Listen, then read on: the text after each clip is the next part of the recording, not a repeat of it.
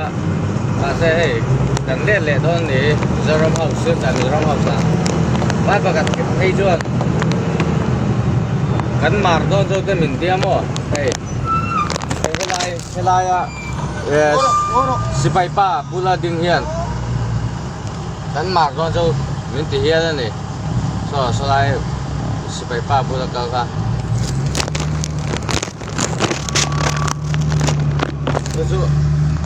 Misalnya sukar net jadi ajiang tuh kalau cubangin sukar cak di net jadi tikengnya minta dia doang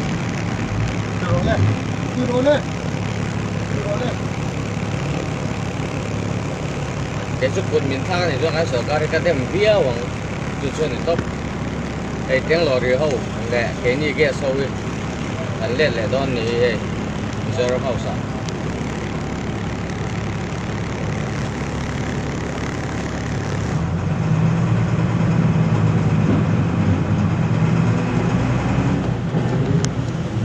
kan ram hian mizo te mangai tu sarkar kan mamota ni